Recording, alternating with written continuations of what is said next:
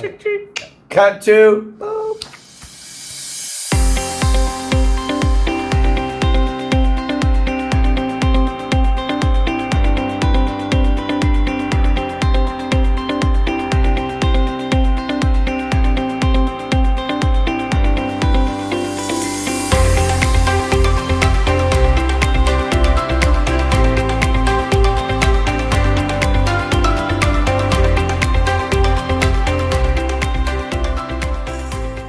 Hi guys, and welcome back to one of my podcast episodes. And I have here, I'm very honored actually to have the president of Cornerstone and my good friend, Cahan. Cahan, welcome. So I do this, it's a very relaxed, I just want to ask you a few questions about, not only about yourself, because I want people to get to know who you really, really are. More than me. That's a little scary. Yeah. But, okay. but also, the big dream, what is Cornerstone? What is Cornerstone about? I love, I am a believer of the company, of the culture and everything that we have going here, but this is such an honor because now they're going to hear it from you. They're going to hear it from the person, the true visionary, the one that has the vision. Absolutely. So, the first question that I have for you is tell me about your first job doing mortgages. I love that story the other day, but I want you to tell me. I mean, before mortgages? No, your first job in the mortgage industry. Oh man, I worked for this. I worked for a broker downtown San Diego, and it was very unique. My first month, I did pretty well. My second month, I did pretty decent, right? And I was trying to just get as many clients because that's what I was told to do. And then the third month, I broke the company record. And the guy's comes to me, he's like, "Hey, how did you do this?" And I'm gonna be honest, I made over $50,000 my third month. I'm only 24 years old. And he's like, "Oh my God, you broke the company record. How did you do this? Would you like to manage anyone?" I'm like, hold on real quick. Let me tell you something. I don't know what I'm doing yet. Right. I don't even know what a mortgage is yet. And he's like, "Well, how are you doing this?" And I was like, "Well, you told me to come in here and to call these people." Right. And to write down notes. So right. I am literally just doing what you told me to do. I don't know why, but I also, here's one thing that I did differently. I was the only person, I was always the first one in there. I was the last one to leave, and I truly did work 7 days a week. Right, exactly. So, with all that said, because obviously the money was good, $24,000 with $50,000. So did you blow it right away? Or 100%. By the end of the year, I was broke. I was still in the same spot. I went to Vegas. I was like, "Woo!" See? There you go. Yeah. In this business, you have to have something else that drives you, right? Yeah. I mean, the money is beautiful. I mean, I love my money, but you have to have something else. So what made you fall in love with the mortgage? What I liked about the mortgage industry was I was actually making a difference, and it had nothing to do with home ownership, okay? And what I was saying was I was making a difference because I started learning and started educating the consumer about the other items about how a mortgage actually works, what the benefits are, right? How it can empower them, what are the little teeny tricks about them. Most of my competitors, or even of the people that were sitting in my office, was always talking about rates. Right. It's you don't control rates. Exactly. Teach the client how the rate is actually made up. That's more powerful than talking about can I get you a lower rate in the future? Or make small adjustments. I learned really, really quick how to look at the guidelines and really detail out the guideline. Yes. And there's a lot of howevers, and there's a lot of, hey, we're only using qualifying income, not total income. And there's a lot of things that went into play that I started meticulously looking at to build my career. Mm-hmm. I was one of the first people that was doing 20 finance homes back in 2011. And everyone said, wow, you can't do that with Fannie and Freddie. And there's only a 10. And I said, well, I had a conversation, and at the time that the owner of the bank allowed me to actually call into Fannie and ask the questions. Right. And so I was able to actually, a married couple, separate them out and truly identify the 10, because if you look closely, the guidelines did say 10 per person. It did not say 10 per couple, which that's another reason. So I was working with mainly investors at the time. So I was the only one. So what I did was I kicked out my competition just by being a little bit more of an expert. And you know what? I just want to do a follow-up questions on that because, dude, you are a freaking guideline book. I mean, I know my guidelines, but you're Section B, number 13 of the Fannie Mae, blah, blah. How does that happen? I mean, seriously. How it happened was, again, I did things a little bit different. And back in the day, we didn't have like all regs. No. We didn't have AI, and we didn't have like all, like Google and all this kind of stuff. What we had was what's called these MRI books. No joke. I literally read every single quarter, all 3 MRI books, the Fannie Mae, Freddie Mac, and the FHA guidelines, and I would reread them every single quarter to see if there's been any changes. And was it a boring book? To me, it was not boring. Right. Because it was something that was super like discovery. It was discovery. Like, oh my God. I can do this, It was wild. So another thing that I did differently, that I cut out my competition working with investors, was, up until I think it was like 2016 or 2015 when Fannie Mae and Freddie Mac actually agency changed their guidelines. But I did trade equity. So the 1031 guidelines was actually called trade equity back then. Okay. Trade equity can be placed into a primary and second home. Right. So all of these investors were taking out of their 1031. I said, hey, this is how lending looks at it. Right. You and your CPA need to do whatever you need to do on your tax returns. 1031 has nothing to do with. So we were actually trading from an investment property or whatever and putting it into a primary and second home and doing all that kind of interesting calculation. And then they updated the guidelines, but that separated me. I think I closed probably over 100, which nobody else said that I could do it, right? So, and you know what? And that's funny because the day that I decided myself to read the Fannie Mae guidebook, that's when I became a top producer. Like, people don't realize that it's not, the formula's already there, and every top producer that I know, you, Eric Ratner, Ricardo, everybody that's on the top, they know their guidelines to the T. Right, you gotta take that. So changing a little bit of subject, I've been in this company already for 5 years. I started here when we had, I think it was like 100 loan officers or less. And we just gone through such a massive growth, and especially when companies were closing, and we're bringing in a team of 50. We're bringing in a team, and people were like closing their doors around, Yeah. And that's one thing that you told us once. I remember when the rates, they started going down. You said, "I'm not gonna let you guys down. We're gonna make this happen," and you did. So out of all that growth, can you tell me 1 or 2 things that you're like super proud of, that you're like, wow, this is so?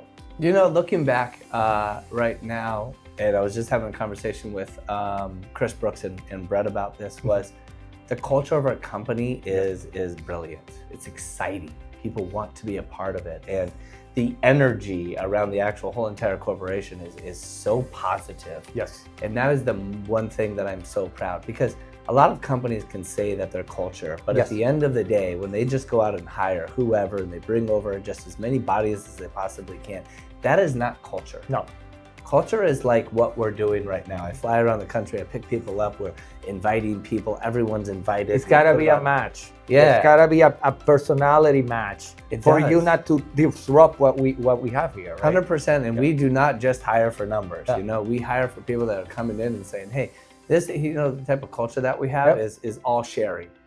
And I've seen him turn down $400 million groups, by the way. Okay. Yeah. You know who you are. You're out there. And it just doesn't work. True. It doesn't. It's true. It literally did not work. I just picked up the phone and was like, hey, I really appreciate it. I think that, you're honorable. Your type of business and your type of thought process doesn't fit our culture, which is totally fine. That's right. I still have mad respect for them, but I'm not going to bring someone in because the first thing, I don't look at money, right? I haven't looked at money in a long time. Do I like money? Of course. Yeah.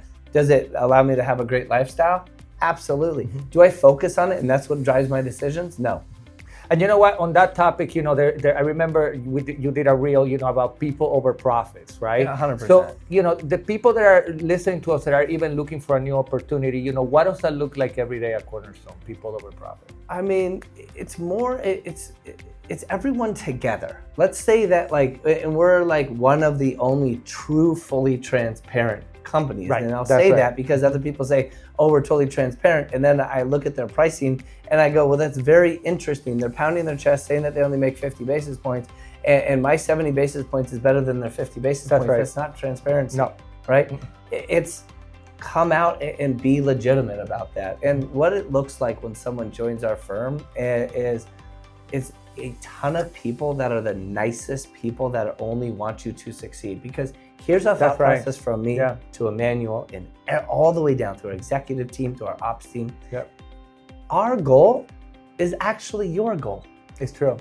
Yeah. We put you first, and here's why. It's true. Because if I come to work every day and I'm here to serve, and I come with that mind frame of I'm gonna work my hardest so I can make a difference for them, because if that individual's goal is to spend more time with their family, I wanna promote that, and I wanna do whatever I can through technology and simplicity and underwriting and every single different type of part to it to make sure that they get home with their family. Because if that individual understands that they have the entire company behind them and they are so confident, and then they get to go and they get to spend more time with their family, guess what's gonna happen? That's right. They attract, they become what's called the honey of the world. Yeah. Everybody is attracted to you because you're reaching every goal that you want to. It's like I can walk through a brick wall when I have confidence. That's right. Me, when I don't feel confident and I walk into a room, I stutter, I quiet, I don't like to talk to people in the exact same atmosphere. Yes. And you know what, and that really happens to all of us. I mean, there's days that, we all wake up like, oh my God, whatever, but just having, it's like you go to the team and then all of a sudden like your whole attitude changes because everybody has that energy of like, okay, how can I help? That's another thing here that there's no one in this company that's ever going to tell you this is not my job. That's one of the things. It's not like, oh, I don't do this. I don't do that. Blah, blah, blah. They're always going to go out of their way. I don't think there's one person here that doesn't go out of their way to help. For sure. Yeah. No, and it really does start with like every single aspect of all the different departments, and the leaders of the departments give every single team member the ability to be a manager of their desk. So we don't just do this for salespeople. We do this all the way through. If you're a part of this company, that's the culture that we actually drive. And it's all about value. It's so funny because when we were having lunch right now, what did I say? I said, you know what? My main thing is whenever I do my national meetings, I want to make sure that I'm bringing value to people. I even ask people, can you raise your hand if this was valuable to you? Yes. Because that's what makes me happy. Like that's what feeds me.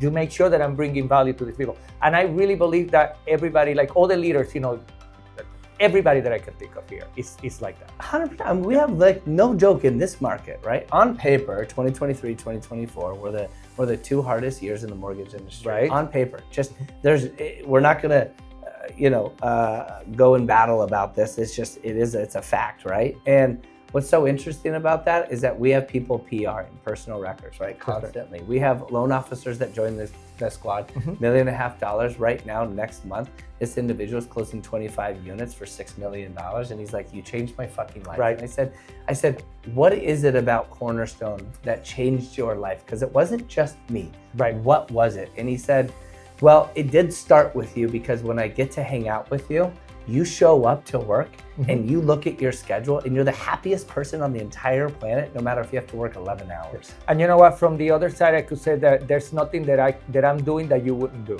No, correct. Like, I remember April, one of my loan officers, she just got your number and she called you for a realtor presentation. You guys did the presentation and then I found out later and I was like, this is fucking awesome. Like I didn't have to, first of all, I didn't have to do it, which was great. But the fact that you were like, I would do a presentation, I would do a loan, I would do whatever, like people can, these days right now, I think the era of people being this big corporate wig in an office that they're untouchable, that just doesn't really work anymore. It doesn't land with anybody. No. So with that said, leaders, okay, because we're always looking for good leaders here. I would say, not good leaders, but leaders that also match, our culture and what we have built here. So what is it that you look for in a leader when they're going to join Cornerstone? What I look for the most is individuals like yourself, okay? That they go out of their way to make sure that the other person is taken care of beyond what they actually would anticipate, with no anticipation of receiving any monies in return. That's right. Yeah. Okay? That's the one thing that we look for. It was very interesting.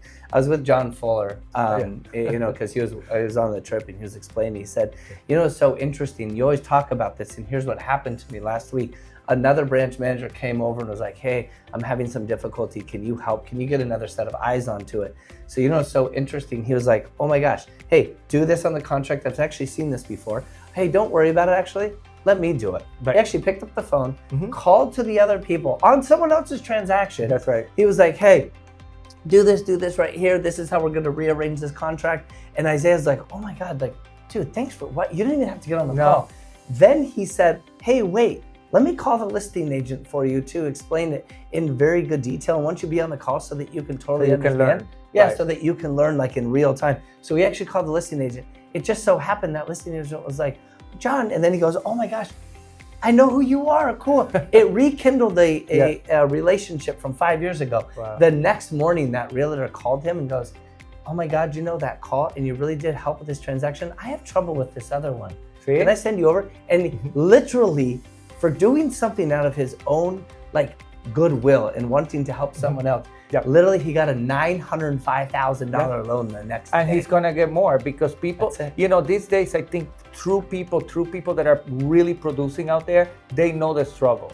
And they it's hard. You know, and there's no reason to be not giving. You know, there's just no reason. I mean, we're all here for a reason at the end of the day, to help the consumer and to have a good business. That's right. It is what it is. So, you know, with that, I want to talk a little bit about innovation, and then we have a closing question because I know the answer to this, but I do want to ask you.